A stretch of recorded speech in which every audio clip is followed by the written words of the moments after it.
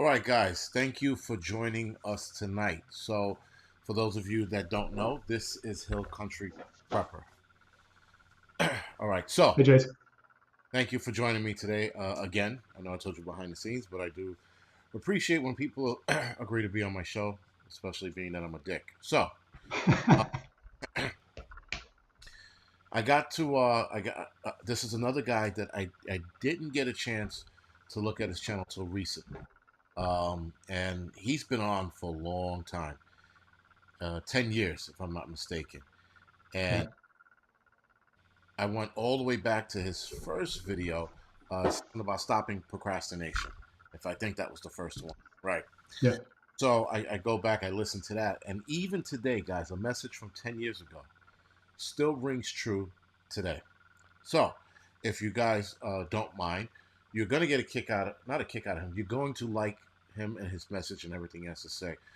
I've scanned through his videos over the last 10 years, and his message is pretty much the same. He doesn't waver, and that's a good thing. He didn't change a lot. He does talk about what's going on in society today, but he also talks about prepping. So definitely head over to Hill Country Prepper's channel and subscribe to it. You will not regret it.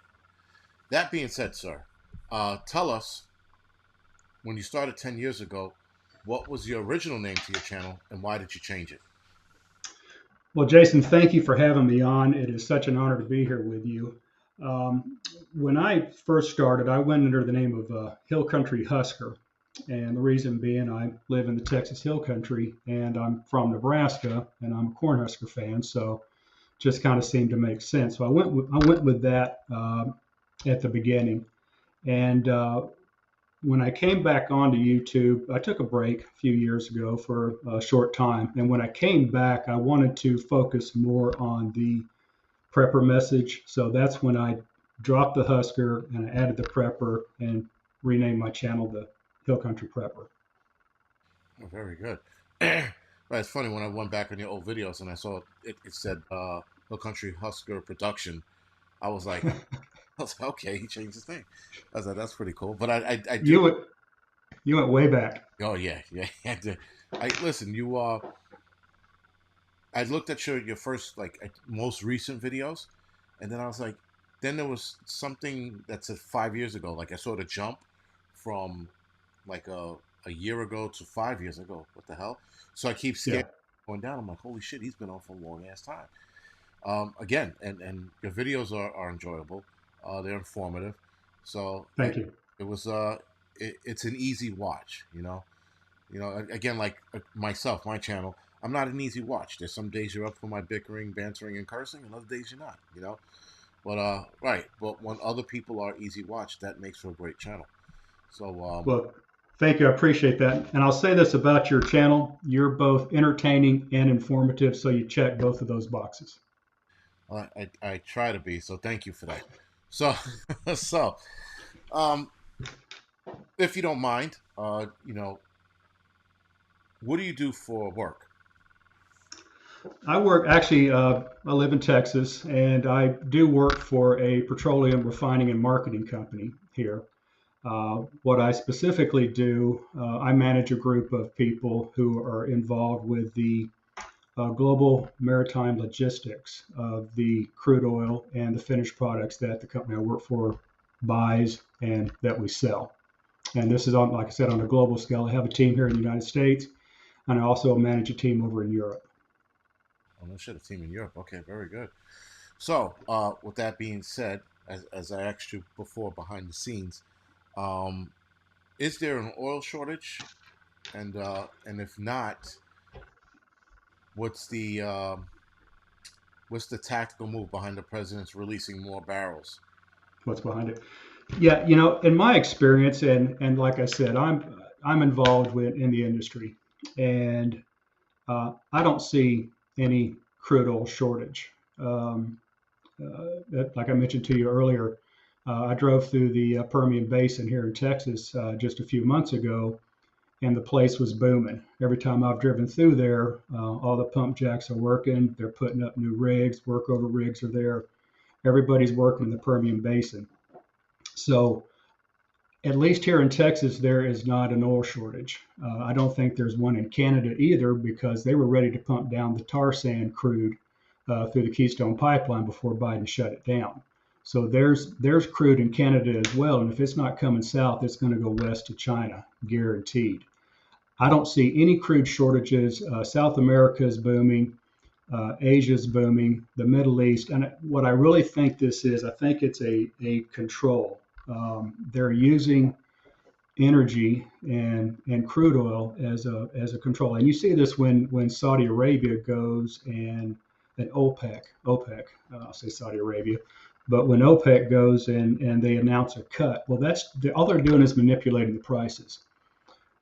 There is no oil shortage that I'm seeing. Now, of course, with the Russian um, sanctions that have recently gone in place with the invasion of Ukraine, that did put a big crimp into supply. But what did all the oil refiners do? They just went and sourced it from somewhere else. A lot of companies are buying from South America. A lot of people are still buying from the Middle East, from the AG, and some countries in Europe as well. So, is there an oil crisis? I'm not seeing it. It's just a way to manipulate the people. I think it was Henry Kissinger back in the 70s that said, if you can control the oil, you can control the nations. And that's really proven to be true, you know. And he also said the same thing about the food supply. You know, you control the food supply, you control the people. Yes, and thank you for bringing it up and clarifying a lot, because including myself, up until like just this moment, I would have still thought that there was a oil shortage. But being that you are in the field, that is your wheelhouse, you would know better than us. So yeah, And I encourage everybody, Jason. You know, um, and I tell people this on my videos: do your own research. You know, I appreciate the fact that you're watching us and you're listening to me, but you know, you have a brain and you need to do your own research. You know, don't just take the advice of some talking head, whether it be on the NBC News or on the YouTube. Take it, learn from it, do your research on it, and verify it. You know, I'm human, I make mistakes, but like I said, in my opinion, I'm not seeing there being any oil crisis. Uh, but it's really up for the individual to go out there and do their own research and decide. exactly. And it's funny because I would say as of maybe a year or two ago, I started doing like deep diving research. So, for example, the fuck were they just talking about yesterday? Everybody was oh, the COVID strain, new one that Hmm. happened. Right. So you dive deeper into that. It's not what the media is. The media was pretty much lying about it. There was way more to it, right? And then I'm like, why am I shocked? You know, when I read this, I'm like, why am I shocked? They pretty much took a couple of sentences out, if you will. They took a couple sentences out and they said, you know what? We're going to run with this. And they did. And meanwhile, the story is a lot deeper. Um, Yeah. the mice that they use, they will often die because they are not genetically grown, but they are controlled animals grown in a cage where they're very susceptible to anything, right? You sneeze on Yeah. them, they can get done. And so Yeah. to back that up, I didn't call up, I texted one of my kids' mother. She's a scientist. She deals with that kind of shit. And she told me how the mice behave and why they behave the way. Like, if you were to spill the cage of these mice out, they don't scurry about like they do in movies. They stay still because they're No. used to being in something. They don't want to move and they're scared. I was like, no shit. So I found that to be very interesting. So there was a lot to it, and it took me probably 2 3 hours to find out all the information that needed to be found. Yeah, guys, if you can hear the saw in the back, I apologize. They're putting up a scaffolding around the corner. So But Jason, like you said, it is so important to do your research because you're right. And I've seen stories too on just about everything where they'll give you just a little bit right, of it. And a lot of times that's all that people are going to read. But if you go into like the local story, that's reporting on, or you pull multiple sources, you can kind of pull together the bigger picture. And a lot of times they're leaving out a lot of the details, and I just think that's really poor journalism. And all the big news outlets do it. Fox News does it. They all do it. And I don't know if it's just because the people have such a small attention span, that they don't think that they can hold an audience for more than a 2-minute read. But it really is a shame that they do that, and they don't really give the whole story behind everything. Right. And that was the other thing. So somebody just brought up the COVID that was made in Boston had an 80% kill rate. It had an 80% kill rate to those mice. Those mice are effectively weaker in the immune system and just weaker all around because they Yeah. get exposed to any germs. Like I said, if you sneeze on them, they'll get sick as well. They're not the same mice that you will see in your home or in field. So the 80% of mortality rate was because those mice are susceptible, to a lot of diseases, and they get overcome easy. So it's not an Yeah. 80% mortality rate for humans. If it was humans, it'd be a lot different. And in fact, reading the research they did, it wouldn't affect us at all. Actually, it would be a little harsher of a cold, if you will, but not not inherently deadly like everyone is saying. So yeah, so I just wanted to clarify that up. I have a video coming out on that probably later in the week. But yeah, And that sounds a little bit comparable to this last couple of years that we've just gone through. Not that human beings are lab rats or anything like that, but um, statistics have shown that the majority of people, large numbers of the people that did succumb to what we went through, had 2 to 3 comorbidities. You know, heart problems, lung problems, diabetes, stuff like that, and they were not in the best of shape.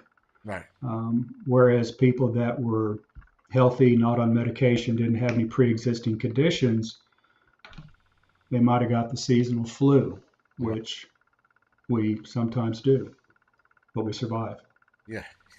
So I tell people, especially, I mean, listen, now that especially people still wearing a mask, like the kids that are wearing a mask and today, let me clarify. When I see a young person wearing a mask in the street, it's my antennas go up now. I'm back to, like back in the days when you saw the guy with a mask walk in the store. You're like, the fuck is that? That's where I'm back. Yeah, Meanwhile, people just ignore it. But if you look at all the crime all over the United States that's going on, it's like 90% of the people they have a mask on, and you wouldn't. Back in the day, someone wore a mask. You said he's up to no good. Now, because we beat it in everybody's head that hey, putting this thing on our face is awesome. yeah, Now everybody has an excuse to wear it, and you can't tell them otherwise, right? You know, yeah. Whenever I see that, and I see it around here too. In fact, I saw a couple in a car last week. They were wearing they had the rubber gloves on, driving. right? They had the face coverings, and plus they had the plastic shield in the car. Yeah. Oh, And it reminded me. Remember back they used to have the T-shirts that said, "I'm was stupid." yes, Well, now we know who stupid is. who stupid is yes, those people. It's Yes. it's amazing. I mean, and a lot of people they come up with excuse why to wear it, but there are some people who I do appreciate when they tell me they're like, I don't want to get sick. I'm still sick.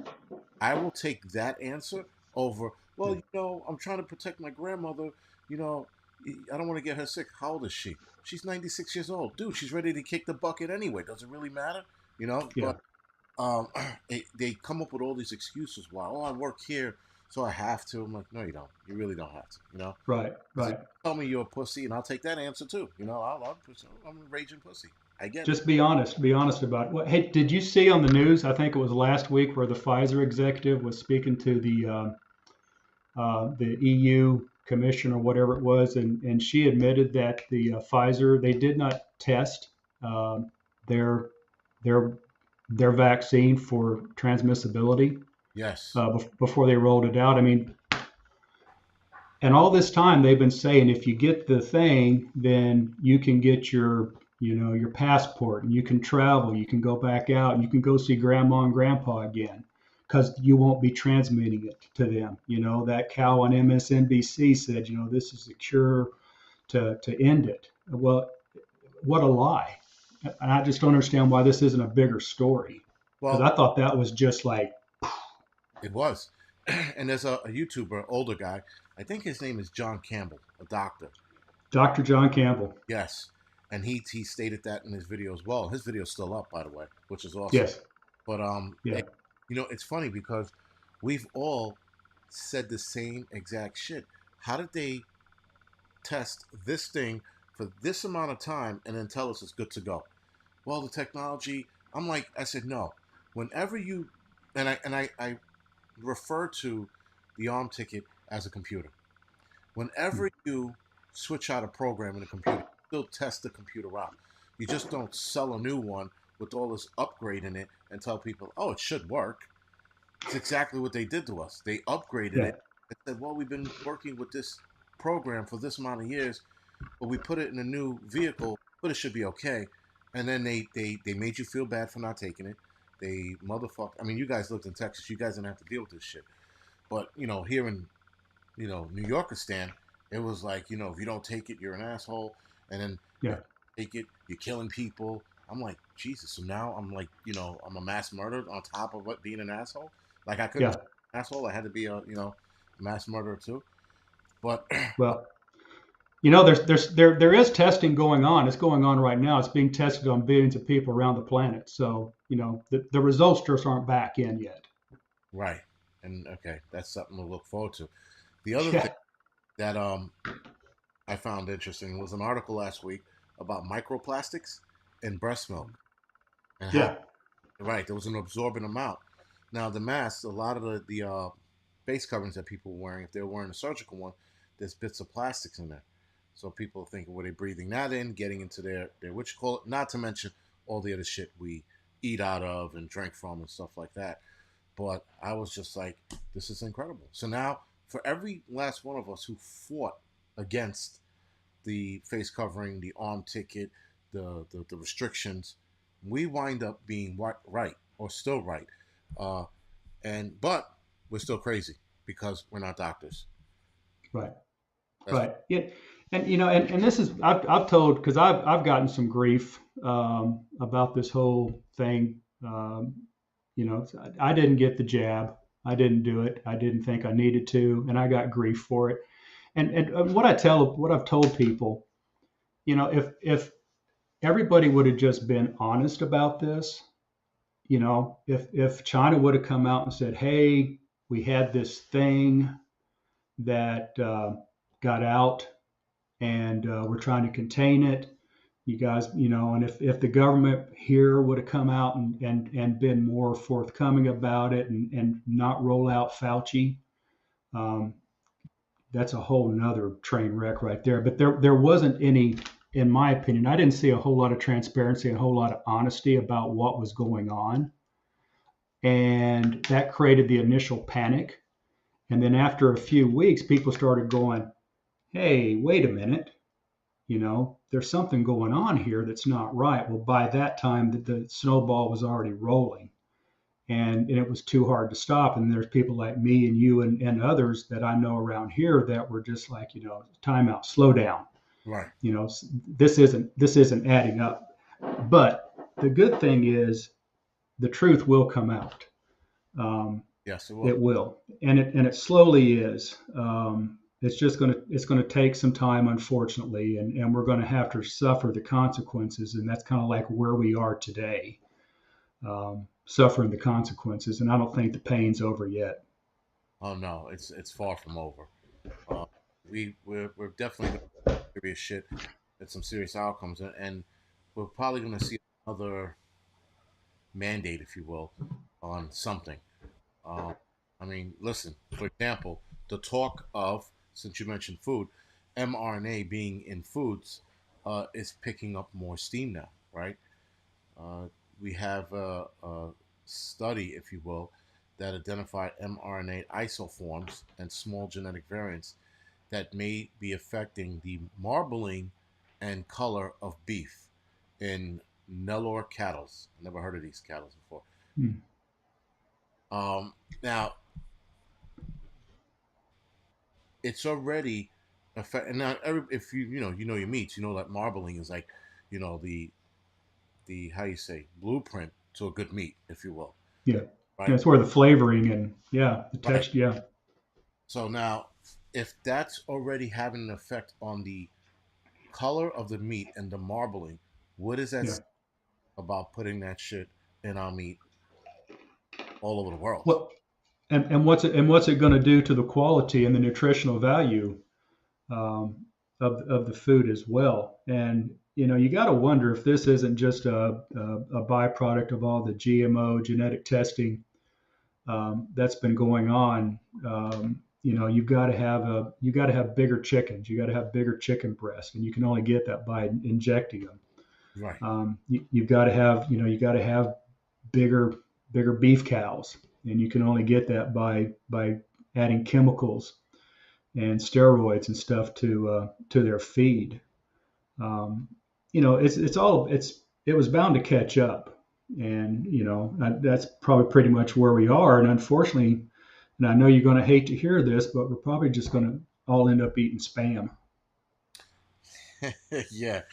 So the wife and I, we read that article, and I was thinking in the back of my head, man, if I sold out and ate spam because of this shit, you know, I lose all my subscribers. But I found it because we said, you know what, we'll just go vegan for now. I said, but ultimately they're gonna figure out a reason why to put that stuff in fruits and vegetables.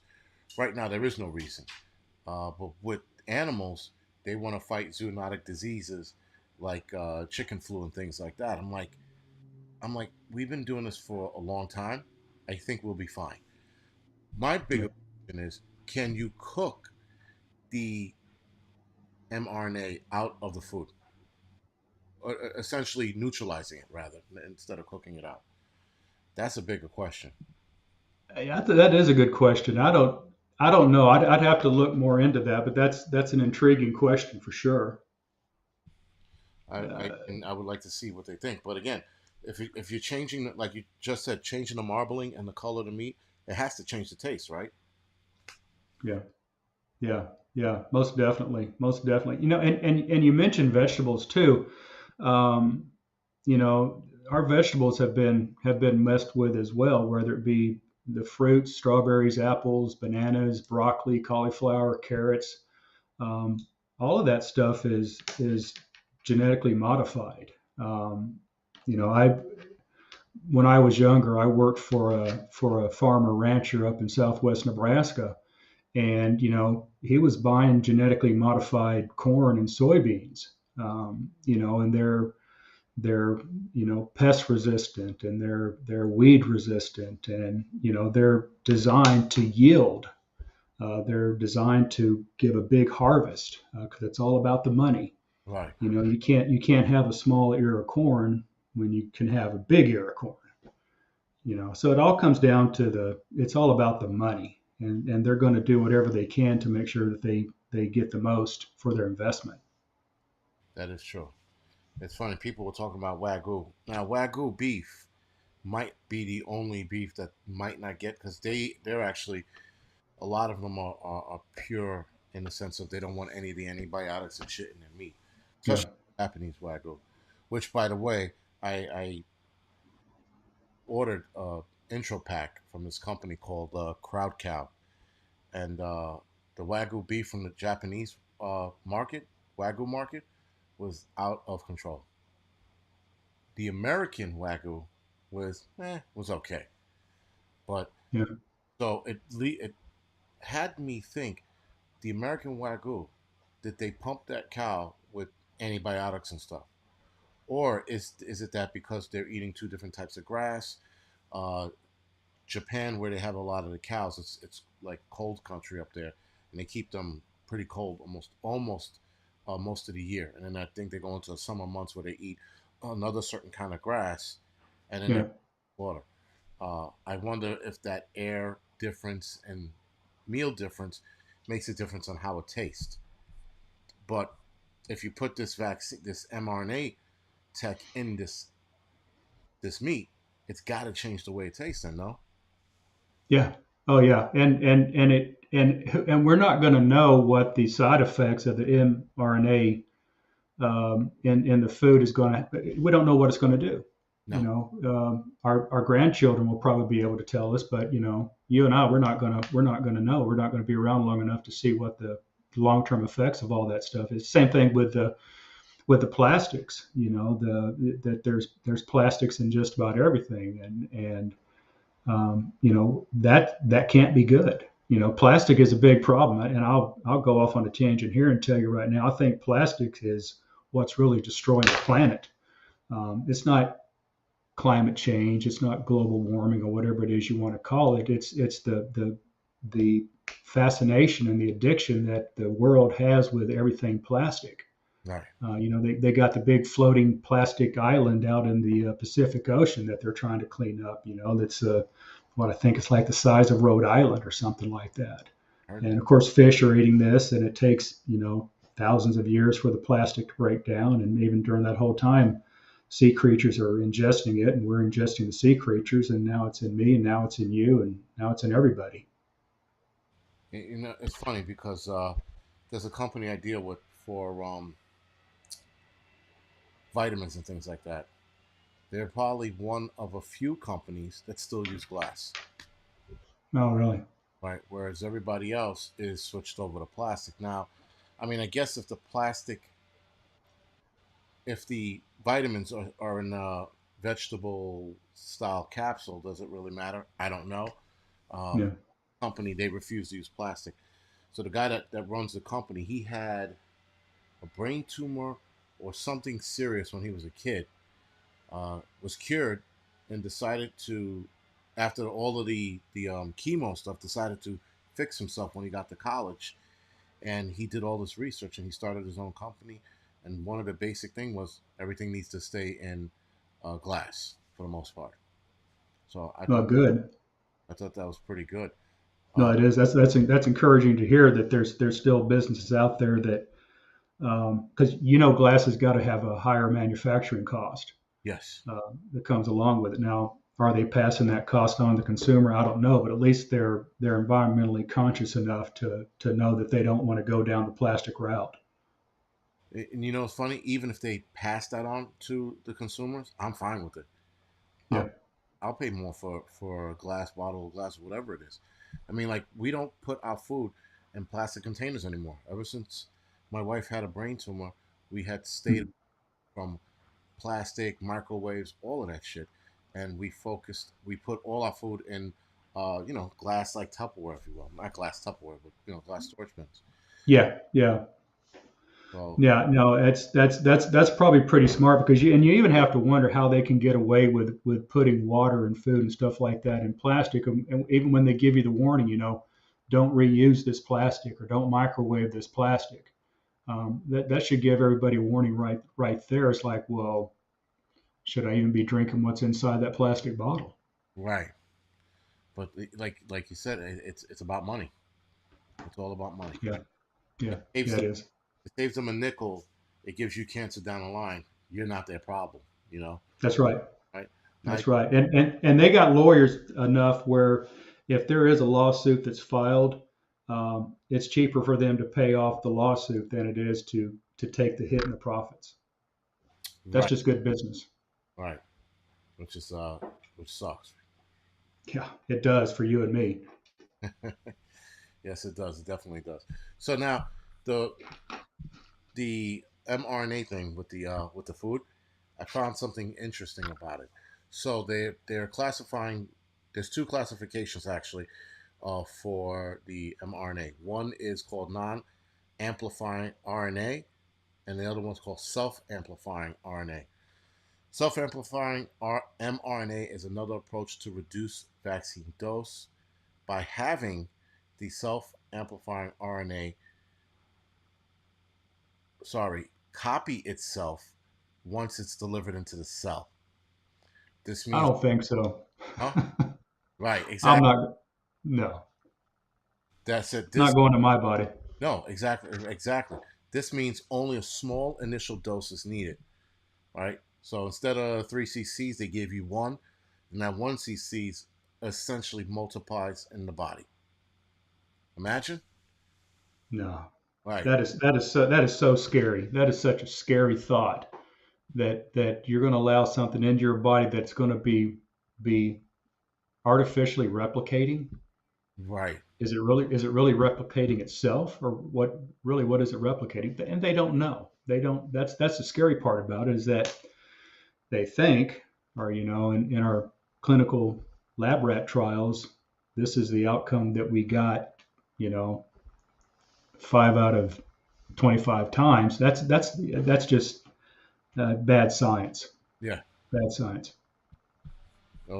Listen, that's only going to get worse. Now, here's the big question for me: will farmers have the option to um, give this to their animals? So, are they going to force it upon them to do so, or are they going to give them the option to do so? I think a lot of it's probably going to depend upon what contracts the farmer has with the buyer of their produce, or of their livestock. I'll kind of go back to the grain scenario as well. Um, those farmers that were buying grain from the seed supplier, they can't save any of the seed. They have to give all of their yield, sell all of their yield. They can't hold any of that back. So I think a lot of it's going to depend upon what agreements they have. It may come down to, well, if you want to sell me your beef or your chicken or your lamb, then you will do this. And if you don't do this, you know, you can sell it to somebody else for a lesser price. That's my guess. Right. Yeah. That's definitely an issue. So now, here's the interesting part. So we talked about the less marbling and color in beef because of this arm ticket they're going to be giving animals. In comes, and I spoke about this last week, synthetic meat. Right. So now I find it interesting that synthetic meat right now they're working on marbling and meat color to sell you this fake thing. So I mean now synthetic meat, I hate to say it, is not fake because it's actually cultured out of a cell of that animal, whether it's a cow or pig or chicken. So it's actually real meat, but they have other chemicals in it to spark the growth of that cell into whatever meat they want it to grow into. And essentially, it's coming down to the point, not right now, because I don't think the technology is ready for it, but they can swab a certain part of, not swab, but take the cell off of that part of the animal, like the, I guess, prime rib, and they can just grow prime rib with bone and everything. Now, right now, the meat they're growing, there's no bone in it. It's just, this piece of lab culture that they grew in, not a petri dish, but like in some kind of bag with a serum. What do you think? Rather, not what do you think?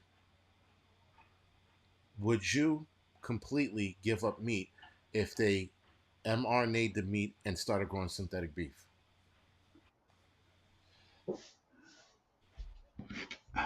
I think so. I think I would. Um, I mean, I've been vegetarian before. It's easy to do. Um, I I think from a health perspective, most people would. Um, that Most people with a brain would not eat that. They would not put that in their body, um, just because of the unknown of what the health effects could be.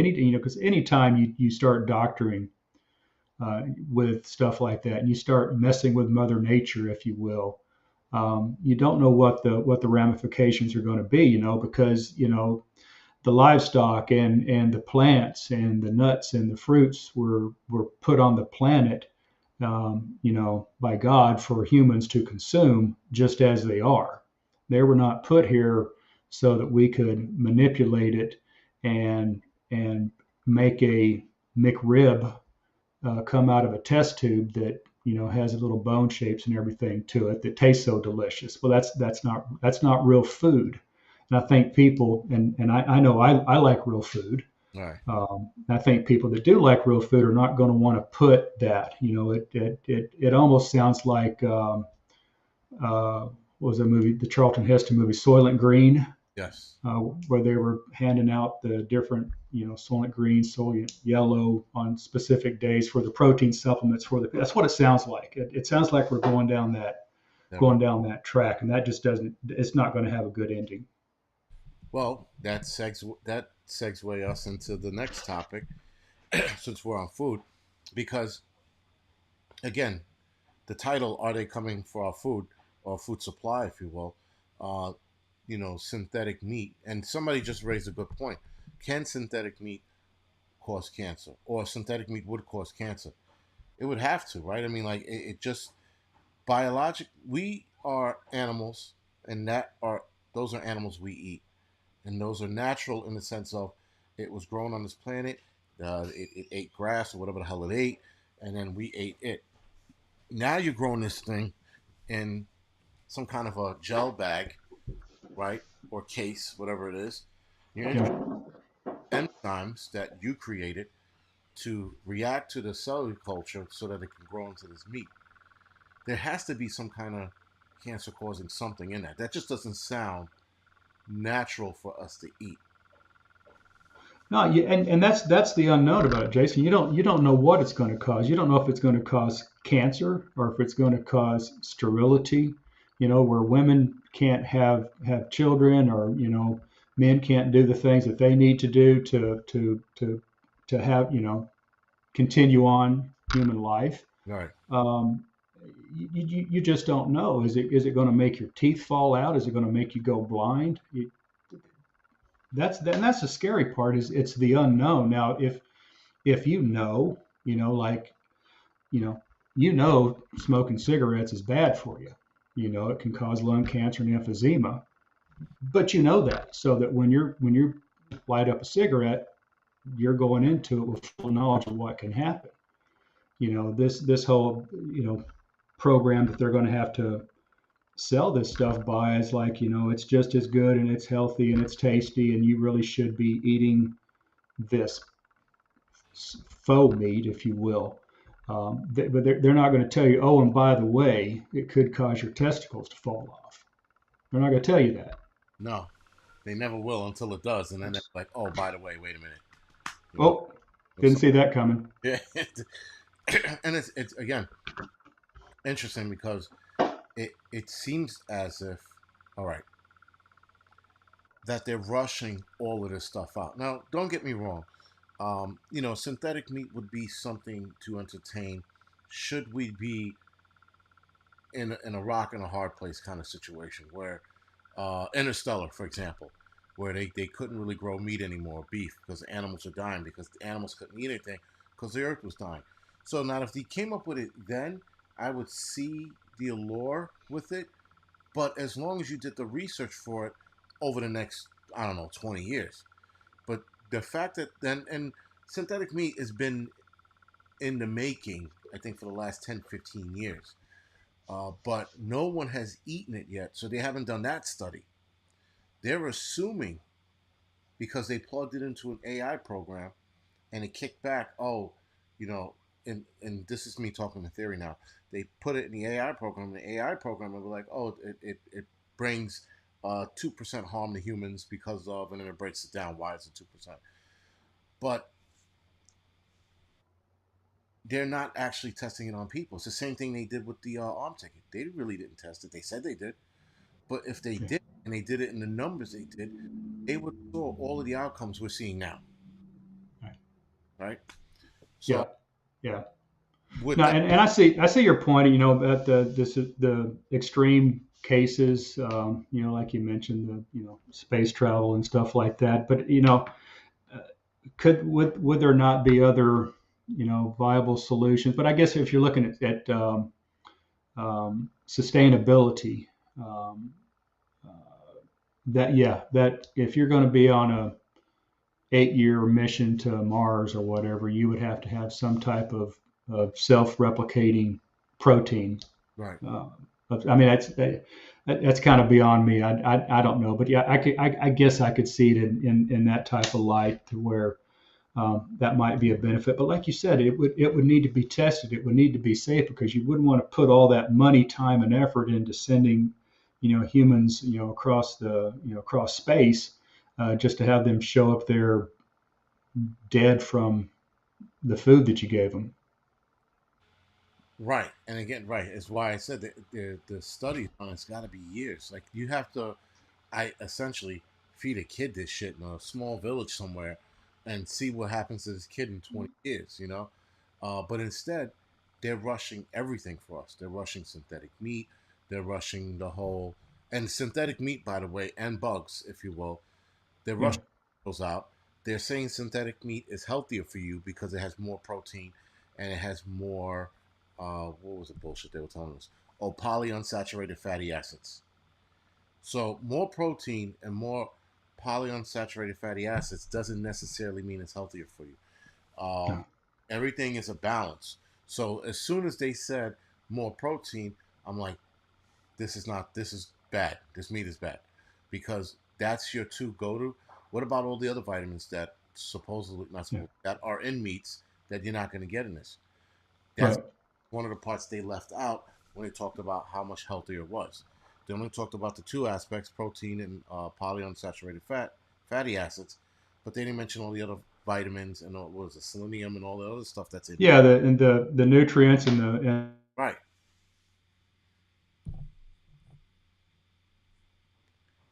right, getting protein.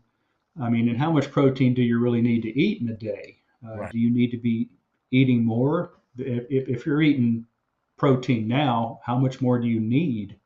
And losing those nutrients and minerals and vitamins, um, that's just going to weigh down on your immune system. You can eat all the protein you want, but it's not going to help you fend off the cold and the flu for right, sure. right. So again, so with that, rushing out synthetic meat, Mm. get this mRNA in the food, and then they are rushing to get us. Not rushing. I wouldn't say rushing. They're trying to convince us to eat bugs, right? So keep in mind, the argument is 2 billion people eat bugs all the time. But I'm like, but they didn't have a fucking choice. Like that wasn't like the go-to. Like if you woke up in the morning, you be like, you know what, man, I feel like a cricket sandwich. Said no one, you know. I mean, if Right. meat on the table in front of people who eat bugs all the time, and you tell them, oh, you want this beef or you want this cricket sandwich, they're gonna pick the fucking beef, like 9 times out of 10, right? Yeah. But Yeah. they're trying this scam now where they're trying to tell us that eating bugs is healthier than eating meat. And that's been fucking disproven years ago in the 80s and the 90s, or the 80s, I think it was, in a study that they did, I think, referring to cultural differences and how like eating meat is better for you than eating bugs. And the reason why people ate bugs is because, well, shit, man, they were poor. You know, they went through Yeah. starvation period and stuff like that, and that's why they wound up eating fucking bugs. It wasn't because they Yeah. chose to eat it, you know. But I mean, what would be your opinion on the matter? You know, anytime they try to push something like that, you've always got to ask yourself, what's the motivation behind it? And 9 times out of 10, it's either going to be for control or for money. A lot of times, it's going to be for both. And where is this alternative source of protein coming from? Like we're talking about with the mRNA that's being introduced into the meats. There's only so many crickets on the planet, and I'm sure there's not enough crickets to feed everybody, without some type of mass producing of whatever insect it is that you're trying to push at the time. You know, eh, I, I think, and I'll just kind of go off on this. I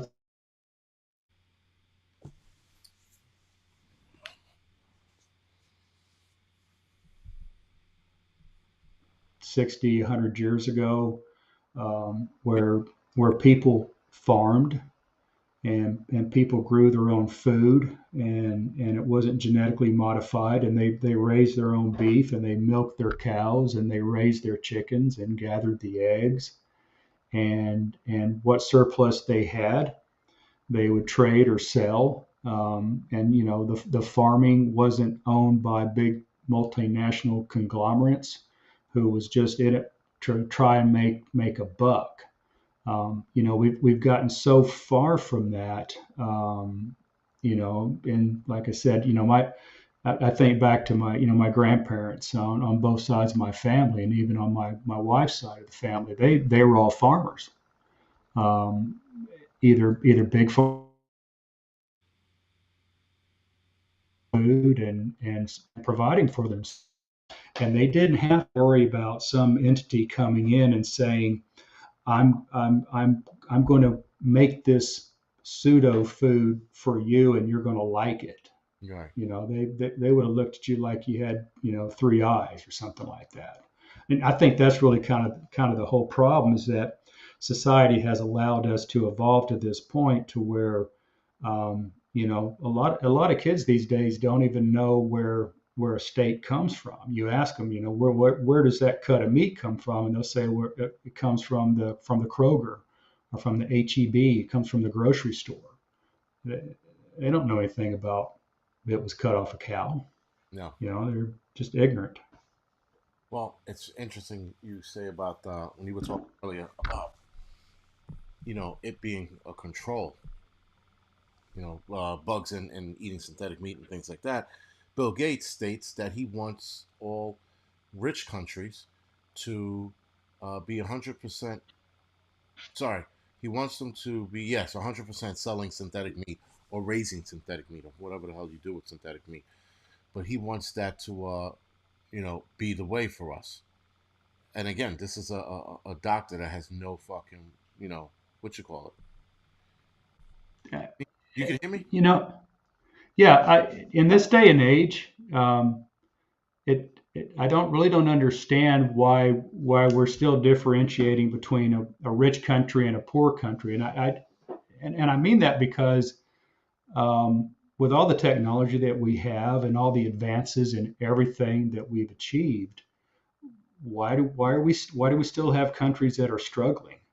That that shouldn't be the case. And for Gates to try and separate us versus them, rich versus poor, I think that just really says a lot about what he thinks about society, and he thinks about the world culture. It's like, well, I'm rich, so I'm going to take care of you.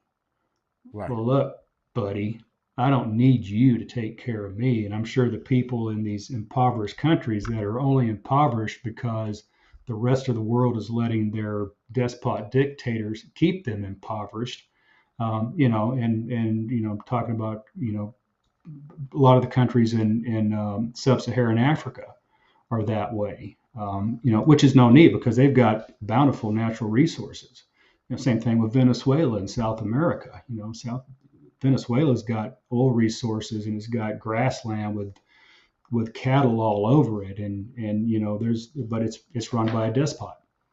But the world allows that. Now I know I'm kind of way off track now, but point is, I think it just speaks a lot about Bill Gates's character when he says that you rich countries need to be taking care of the poor countries by making this stuff. That just kind of rubs me the wrong way. I'm not a Bill Gates fan. Sorry. If we see, we definitely see. And, it's funny because it's amazing how Bill Gates makes these, I'm not saying calling the shots, but he makes these statements. And, he goes, we should be eating more bugs. We should be eating more synthetic meat. We should be 100% synthetic meat. with with a dusting of cricket powder on top. I'm like, this is how he thinks we should eat.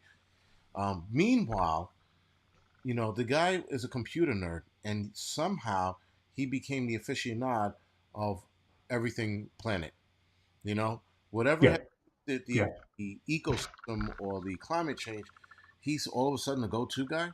I'm like, that's like fucking going to the Monopoly guy and asking him how to make a fucking cheeseburger. He doesn't know. He knows everything about money. Exactly. You know, and this guy is a computer nerd, Yeah. and all of a sudden he's the aficionado of the fucking world. I Yeah. don't. Yeah. I think he's just a snob, and he's let the money and the power and the prestige go to his head, and I really don't think he gives a shit about helping out mankind um, at all. I've yet to figure out what his overall plan is, but I don't think any of it's good because he's way too deep in bed with the World Economic Forum Yeah, and all those guys over there. Which is a shame because if you've got that type of influence and wealth, then you really should be trying to do um, all that you can to make everything and everyone a better place. You need to be using your influence. And I'll kind of give an example, and not everybody might agree with me, but I think Elon Musk is one of those guys that's tried to do that. He's got a lot of money, but he tries to do good things with his money. He's not, he's making the electric vehicles, but he's not saying go buy one. Everybody needs to be buying one of these. He's even one of the first ones to admit that, hey, the world's not quite there yet for this to be the answer to everything. right. But I really do believe that he's trying uh, to do good, and not just be an asshole like Gates is. Yeah, that's the thing. Gates tries to hide behind his philanthropy, and then people go, "Well, he's a philanthropist." No, he's a dick that's looking to fucking take the world over through way of throwing money at certain areas and testing other areas. Like he was kicked out of a couple African nations because of his testing. You know, he had a couple Hmm. of things being tested out there, and I think it wound up one village. It killed damn near the entire village. And I got this from a lady who lived in Africa. She had a YouTube channel. I don't know if it's still around. And she lived a village or two over from a village that was being funded by the Gates. Um, they tested the drug on them. I forgot which one it was. Actually, I think it might have been the Ebola. And they tested it out, and it went Hmm. like 90-95% of the people there. And then they were kicked out of that country. And I can't remember the country to save my life, but I'm pretty sure if you Google it, you'll find out. Wow. Google berries, by the way. So go on DuckDuckGo or the other one, Brave or whatever the fuck Yeah. you find it. Yeah, I'll look into that. That's an interesting story, and I'm surprised that something like that didn't get. Well, let me rephrase that. I'm really not surprised it didn't get a lot of press because people like Gates can't have a lot of negative press. Another thing that he's been doing, and I know we've heard about this in the news as well about buying up all the farmland around the country. Now he's not the largest um, private owner of farmland in the country, but he's making a good run at it. And what's interesting from the stories that I've read on this that he's buying the farmland, but he's not farming it. He's just letting it lay fallow, and so it's not producing. And you got to wonder why. What's the background behind that? Are why would you buy? I mean, like, why would you buy a car and not drive it at Right. all? Why would you buy farmland and not produce on it? Well, it's funny. Rich people do that. Look at Jay Leno. Look at all those cars he buys.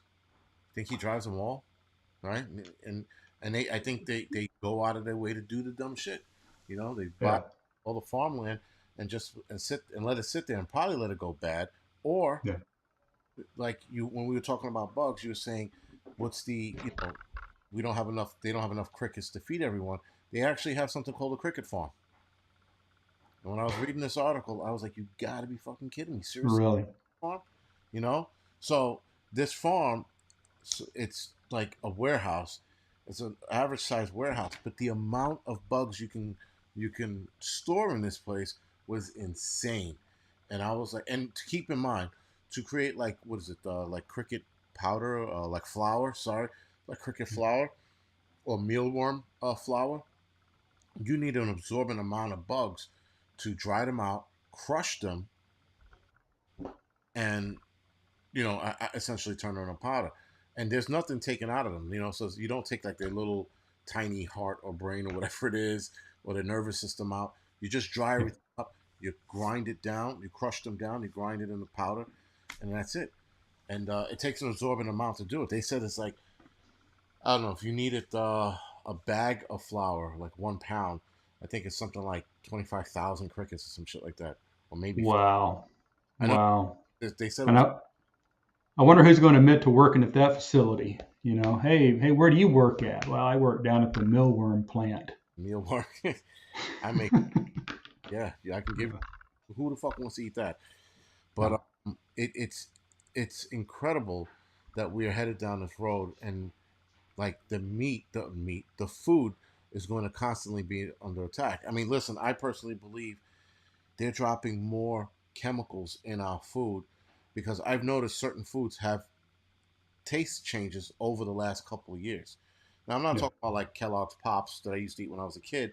You eat it now, you could definitely taste the difference. But there was, what the fuck did I eat the other day? I think it was like Doritos, which I don't eat it, Mm. by the way, because I reacted with the wrong way. Um, all right, thank you, Mike. But Doritos has changed, and I don't know what the fuck they're putting in their Doritos to make it.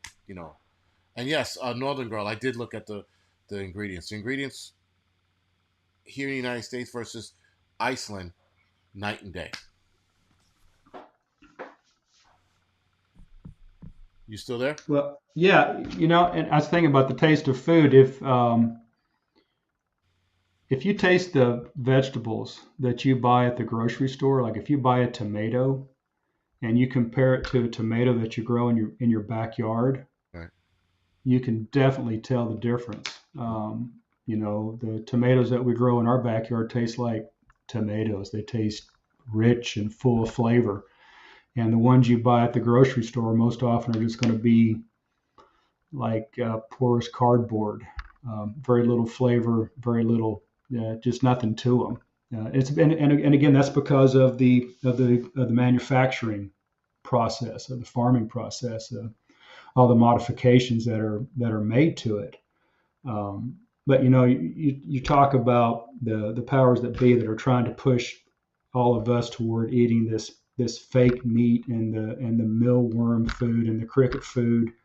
I think there is a lot to that. And if you look at a lot of the events that have been going on around the world with the farmers, buying up the farmland I mentioned about with Gates and others, and foreign countries are also coming here and buying up farmland, and you've got governments like in the Netherlands just a couple months ago where they had mandated restriction on fertilizer.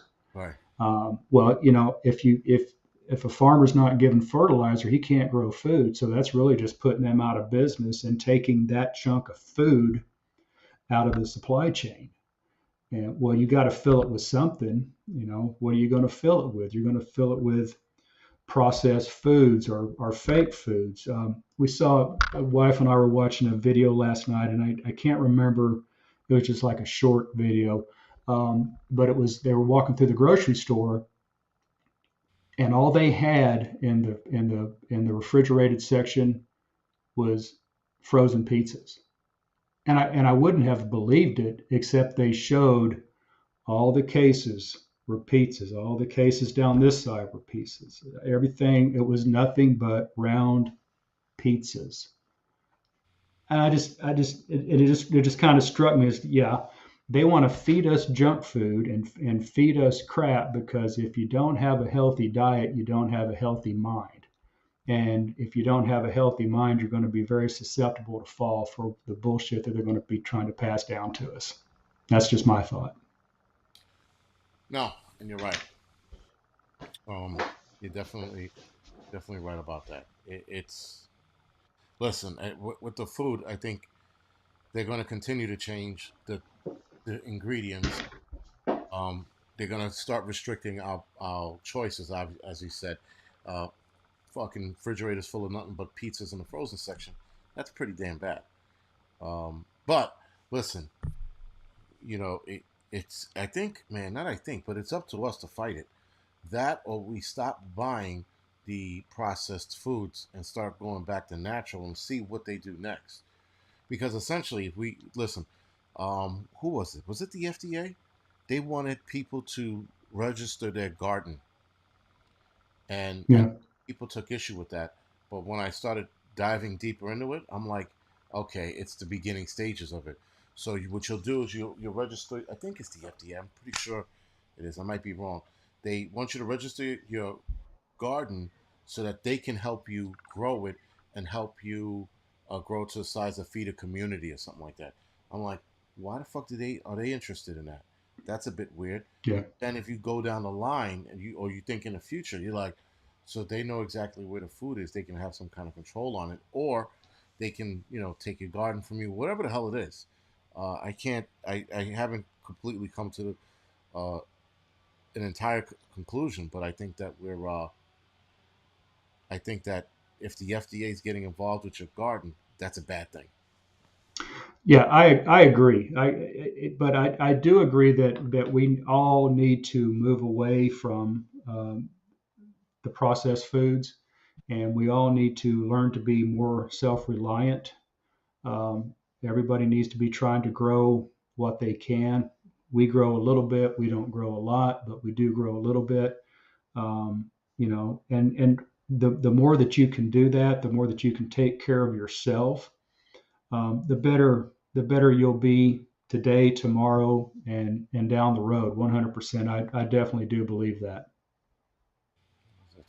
Yeah. So listen, whoa, that was fast. That was fast, wasn't it? Yes, it was very fast. So guys, again, I know that another guest I had that he has a brain in his head. He talks calmly. He knows what he's talking about. Again, his channel, you are not going to regret subscribing to it. And I would advise you guys to head over to his channel, like and subscribe to a lot of his videos. And if you get a chance, look at his first year, her first few years on. Sorry, and he has a lot of good videos back then. And I know a lot of people forget to go to older videos of YouTubers they just subscribed to. Always try to look for their first couple of videos and watch those. And you definitely get a sense of who he is. But anyway, guys, listen, thank you for joining me tonight, sir. I greatly appreciate it. Great information, and I would definitely like to have you back on. We're supposed to be doing. I'm supposed to schedule like a boys' night out kind of deal on here, so it'll be a bunch of us, but it'll also be broken up into like probably 5, 6 different sessions. But thank Yeah, you for being on here. that'd be great. Listen, Jason, I've really had a good time tonight. It's an honor to speak with you, and I'm really honored that you had me come on. I do want to give a quick shout out to one of my locals here, South Texas Prepper. Guys, also go check out his channel as well. And I'd love to do this again with you, sir, anytime. Roger that, sir. Thank you. And guys, again, thank you for the donations. Thank you for the support. Uh, I'll be heading over to the Angry Truth for probably 20 minutes or so, but I'll be on in about a minute or so. All right, guys. So other than that, thank you for watching us tonight, sir. Thank you for joining me, and I'll catch you guys over at the Angry Truth channel. Thank you. I'll be right there. Thanks.